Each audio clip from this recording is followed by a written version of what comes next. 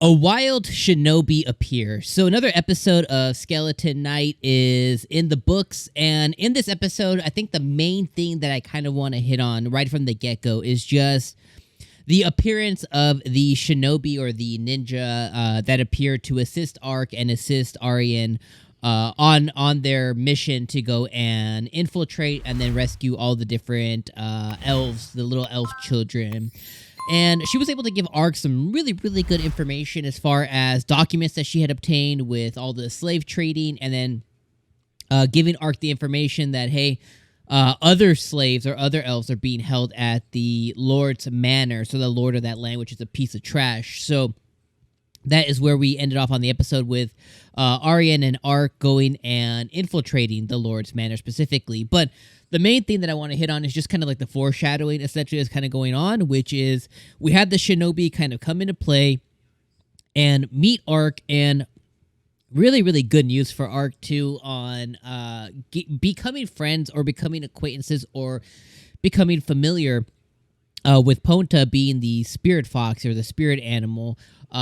Just him having a travel companion in Ponta has really kind of subsided a lot of pre-existing worries that people might have about him, just because spirit animals or spirit creatures of that nature don't just go and befriend anybody. You know, you have to be of like pure heart and pure nature and stuff like that to where they will have companionship, friendship, kinship, you know, familiarness with you. So that was definitely Ark's best move yet, is because that saved his bacon. Well, not that anything would happen to him, but that allowed him to be able to make friends and saved him in a way when it came to Ariane and the other elves, including the new elf that was introduced, Dante? I don't know what the hell the guy's name was, but whatever his name was, the new elf, Daruk or whatever that his name was, and then Ariane, and then obviously the shinobi as well. And then she was also kind of perplexed that she knew that the ninja existed. Now, obviously, he knew because he played the game before, and that was one of the different factions or choices that you could make as a player. You could be a ninja, you could be a shinobi, a knight, whatever, a healer, you know, all the different tropes when it comes to RPGs and stuff. But obviously he knew why she is and who she is, but that definitely caught her off guard in this world, because typically they are people who operate in the shadows. So as she said in the episode is, we'll definitely see you again.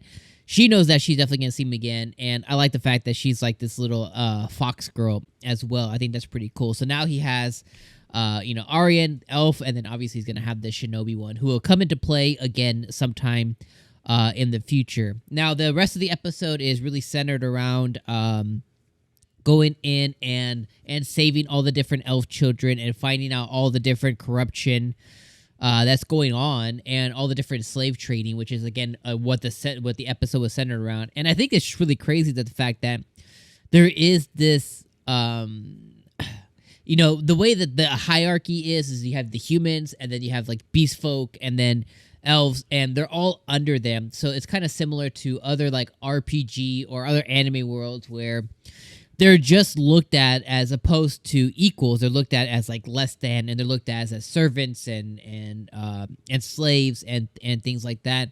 And it's sickening, and it is definitely does something to really world build on the anime and really kind of give us a glimpse at exactly what's going on in the world that Skeleton Knight is taking place in. Now, of course, it was a land of fiction, and it was a land of unreality because it was just a video game world.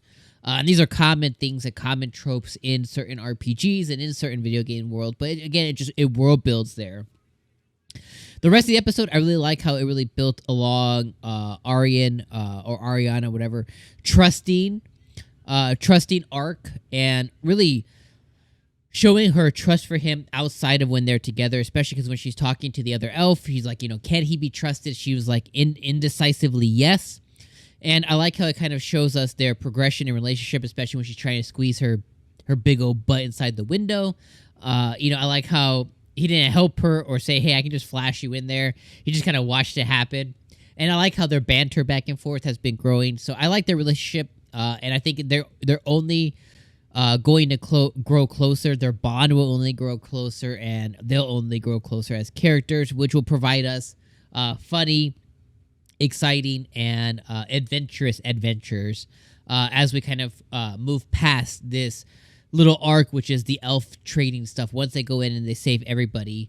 Now, one thing that it led me to believe, though, is because of the elf trade, it's probably not just centered around this specific town. It probably happens around different areas of the world.